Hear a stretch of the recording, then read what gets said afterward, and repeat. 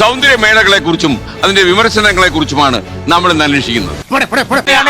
അവിടെ നടമാടിക്കൊണ്ടിരിക്കുന്ന ഒരു അശ്ലീലപരമായിട്ടുള്ള ഈ ഒരു രംഗത്തെ ഇന്ത്യ പോലും അക്സെപ്റ്റ് ചെയ്യാൻ പുള്ളി ഏതോ FTV രാത്രി 11 മണിക്ക് കണ്ടിരുന്നിട്ട് ഈ പരിപാടി ഫാഷൻ ഷോ മുഴുവനും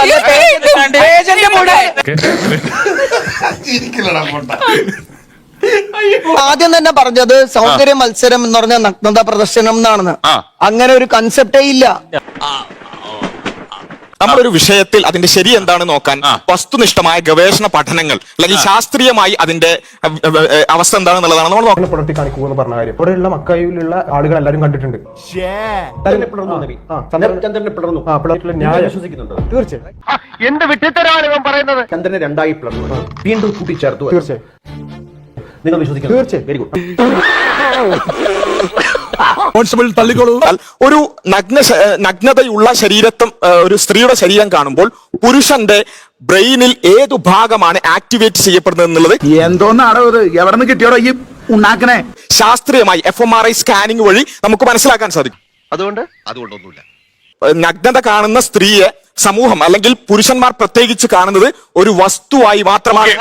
ചെറ്റത്രം പറയാടോ, അല്ലേലും തന്റെയൊക്കെ വായന ഇതല്ലേ പ്രതീക്ഷിക്കാവൂ. താങ്കൾ പറഞ്ഞു ഒരു സ്ത്രീ എന്ന് പറയുന്നത് അവരുടെ നഗ്നത അല്ലെങ്കിൽ അവരുടെ ബോഡി. ഒരു സ്ത്രീ എന്ന് പറയുന്നത് വെറും ബോഡി മാത്രമല്ല.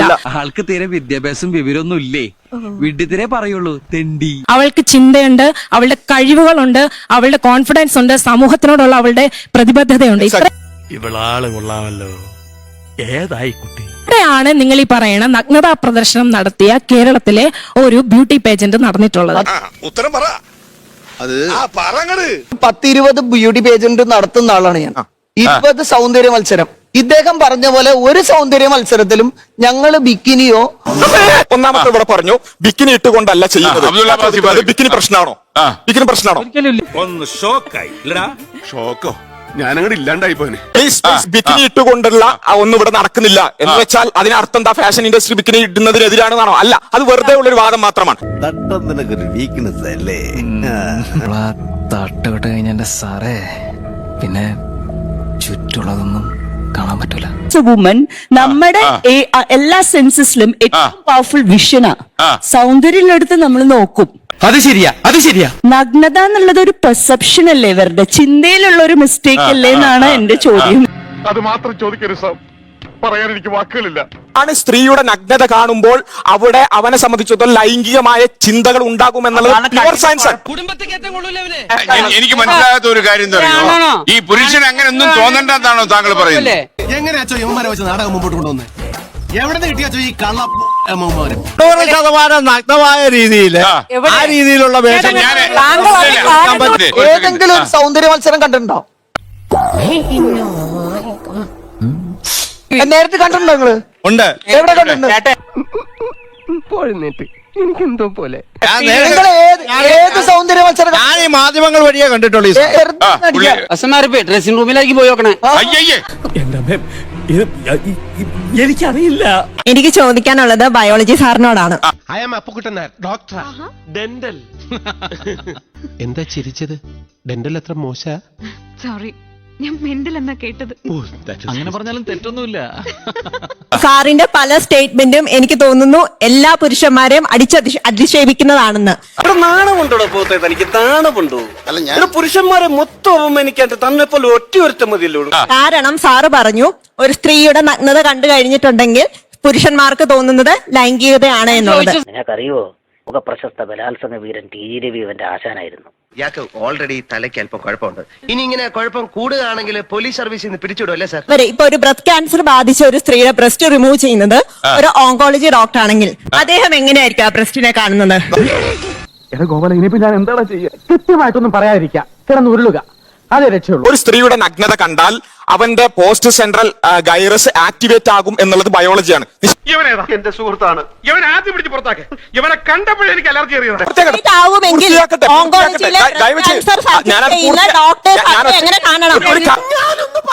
നീ പറയണ്ട. ഞാനൊരു കാര്യം ക്ലിയർ ആക്കി ബാധിച്ചതായിട്ട് കാണണോ അതോ സെക്ഷലൈസ് ചെയ്തതായിട്ട് കാണണോ? ഞാൻ പറയുന്നത് പുരുഷന് ചിന്തകൾ ഉണ്ടാവും. ചിന്തയില്ലെങ്കിൽ പിന്നെ എങ്ങനെയാ സുഹൃത്തുക്കളെ ഈ പറഞ്ഞ പ്രക്രിയകളൊക്കെ നടക്കുക? പണ്ഡിതനാണെന്ന് തോന്നുന്നു. അർത്ഥം പറഞ്ഞൊന്നും കേട്ടില്ലേ? ഇത് ഞാനൊരു കാര്യം ചോദിക്കട്ടെ, നിങ്ങളുടെ ഒരു പെൺ സുഹൃത്ത് വെള്ളത്തിൽ മുങ്ങി മരിക്കാൻ പോകുന്ന അവളുടെ വസ്ത്രം ഇതയായി, നിങ്ങൾക്ക് ആ ചിന്തയാണോ ആദ്യം ഉണ്ടാവുക? ഇത്രയും വിധികളായ മലയാളികളെ ഞാൻ ആദ്യമായിട്ട് കാണുകയാണ്. ഇവന് കുറച്ച് ബുദ്ധി ഉണ്ടായിരുന്നെങ്കിൽ മന്ദബുദ്ധി എന്നെങ്കിലും വിളിക്കായിരുന്നു. പ്രൊഫഷണൽ ആയിട്ട് പറഞ്ഞു. പ്രൊഫഷണൽ ആയിട്ട് നമ്മൾ പല കാര്യങ്ങളും ചെയ്യുന്നുണ്ട്. അതിനോട് നമുക്ക് നമ്മുടെ ബ്രെയിനിൽ അടക്കം ചില നോർമലൈസേഷൻ സംഭവിക്കും. അതുകൊണ്ട് പ്ലീസ്.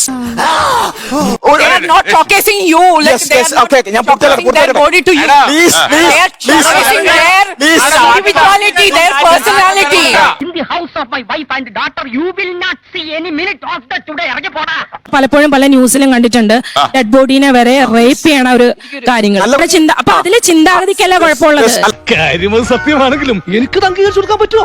ചേട്ടന് പെങ്ങളുണ്ട്, ഞാൻ എല്ലാവരും പറയണട്ടാ, പെങ്ങൾക്ക് മക്കളുണ്ട്, ഡിഗ്രിക്ക് അല്ലെങ്കിൽ +2 അങ്ങനെയൊക്കെ പഠിക്കുന്ന പിള്ളേര്. അവര് വീട്ടിൽ വന്നിട്ട് ഡ്രസ്സുകൾ കണ്ട ചേട്ടൻ എന്താവും?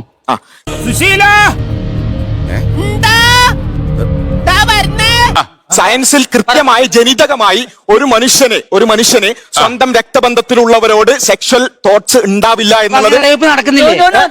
അയ്യോ, എനിക്കിപ്പോ ബോധം പോകും. ബ്രെയിൻ സ്റ്റഡി തെറ്റാണ്.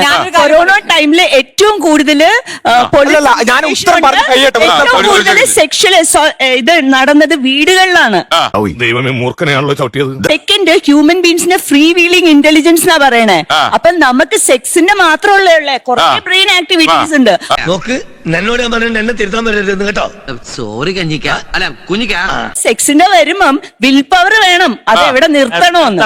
ഇങ്ങനെ ഒരു പല നാറ് ഞങ്ങളുടെ കുടുംബത്തിൽ വന്ന് കയറിപ്പോയി മാത്തച്ഛനോട് ഞാൻ മാപ്പി ചോദിക്കുന്നു. ഹോർമോൺ ഇംബാലൻസിന് സ്ത്രീകളെ ചികിത്സിക്കാമെങ്കിൽ ഹോർമോൺ പ്രശ്നങ്ങൾക്ക് പുരുഷന്മാരെയും ചികിത്സിക്കാം. ഇവിടെ ഗോവിന്ദച്ചാപ്പിമാരുണ്ട്, ഇവിടെ പലതരത്തിലുള്ള തോട്ട്സ് ഉള്ള പുരുഷന്മാരുണ്ട്. അതുകൊണ്ട് നമ്മളെല്ലാരും ബയോളജിക്കൽ ബീയിങ്സ് ആണ്. എന്ത് ചെയ്യാൻ പറ്റും? നമ്മൾ അങ്ങനെ ആയിപ്പോയി. എല്ലാം ഞാൻ കടിച്ചു പിടിച്ചോണ്ട് നിൽക്കണം. എനിക്കതല്ല, തലക്കോളം കിറക്കഞ്ഞ മനുഷ്യന്മാർ ഇങ്ങനെ കാണിച്ചു വിട്ടു. ഞാനിവിടെ കുറച്ച് ഡീസന്റ് ആയിട്ട് ജീവിക്കാ. ഇവൻ ഡീസന്റാ, ഞാൻ ഡീസന്റ്. ബയോളജി സർ ഫുള്ള് പറയണു ബയോളജിയിൽ ഇങ്ങനെയാ, ബയോളജിയിൽ ഇങ്ങനെയാ. നമ്മള് ഹ്യൂമൻ ബീങ്സിനെ ഫ്രീ വീലിംഗ് ഇന്റലിജൻസ് എന്നാ പറയണത്. നമ്മൾ ആനിമൽസ് അല്ല.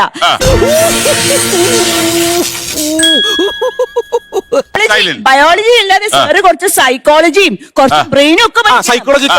ഇതേതാണ്ട് എലിക്കണിയിൽ സുനവെട്ടതുപോലെ സുനവെട്ടം എടുക്കാനും പറ്റില്ല, കെണി ചുമന്നുകൊണ്ട് നടക്കുകയും ചെയ്യണം. പലതരം ചിന്താഗതിക്കാരുണ്ട്, ഞരമ്പ് രോഗികളുണ്ട്. അവർ ഉള്ള സൊസൈറ്റിയിൽ കൃത്യമായ ഒരു പ്രൊട്ടക്ഷൻ അറ്റ്ലീസ്റ്റ് ഡ്രസ്സിംഗുമായി ബന്ധപ്പെട്ട അതും സൗന്ദര്യപരമായിട്ട് മിസ്റ്റർ ബാഹുലേൻ, നിങ്ങളോട് എനിക്കൊരു ദേഷ്യമില്ല. വിവരമില്ലായ്മ ഒരു കുറ്റമല്ലല്ലോ. അതെ, പുരുഷന്മാരിൽ മാത്രം നടത്തിയ ശാസ്ത്രീയ പഠനം പറയുന്നത് വെച്ചാൽ 35% പുരുഷന്മാരും പൊട്ടൻഷ്യൽ റേപ്പിസ്റ്റുകൾ ആണെന്നാണ്. കോൺസിക്വൻസുകൾ ഇല്ലെങ്കിൽ റേപ്പ് ചെയ്യും ഞാൻ, അതെന്നുവെച്ചാൽ ഫോഴ്സ്ഫുള്ളി ഒരു സ്ത്രീയെ ഉപദ്രവിക്കും ഞാൻ എന്ന് പറയുന്നവരാണ് സൊസൈറ്റിയിലെ 35% പുരുഷന്മാർ. നിന്റെ തള്ളക്കാൻ വിളിക്കാത്തതേ നിനക്ക് തന്തയില്ലാത്തോണ്ടാ കേട്ടോടാ. സൗന്ദര്യ മത്സരമാണല്ലോ അവിടുത്തെ ടോപ്പിക്. സൗന്ദര്യ മത്സരത്തിൽ ഇത്രയും ബയോളജിയും സൈക്കോളജിയും ഈ ഇതുപോലത്തെ കോളേജിയൊക്കെ കൊണ്ട് എന്താ ആവശ്യം? എനിക്ക് അത്രയ്ക്ക് ദേഷ്യം വന്നു. ആൺകുട്ടികൾ വളർന്നു വരുന്നത് ഈ സമൂഹത്തിൽ വളർന്നു വരുന്നവരാണ്. അവർ ഈ നേരെ പറ്റിയ ഇവരെ എല്ലാവരെയും തുണിയില്ലാതെ അല്ല നടത്തുന്നത്. നിങ്ങൾ ആദ്യം തന്നെ കേരളത്തിൽ നടക്കുന്ന പരിപാടികളൊന്ന് പോയി കാണ്. അത് ന്യായം. നിങ്ങൾ വെറുതെ ഏതോ ഫാഷൻ FTVയിലോ ഏതോ ഒരു ചാനലില് ഏതോ പെണ്ണുങ്ങൾ തുണിയില്ലാതെ നടക്കുന്ന കണ്ടിട്ട് ഇതും എടുത്തു പിടിച്ചു വരല്ലേ. ഫാഷൻ ഷോ എന്ന് പറയുന്നത് ഒരിക്കലും നഗ്നതാ പ്രദർശനമല്ല, അതൊരു ആർട്ട് ഫോം ആണ്. അത് നഗ്നതയുടെ കണ്ണിൽ കൂടെ നോക്കി കാണുന്നതാണ് തെറ്റ്. എല്ലാം അത് തന്നെ നോക്കി നമ്മുടെ കാഴ്ചപ്പാടിലാണ് പ്രശ്നം. 100% ഞാൻ യോജിക്കുന്നു.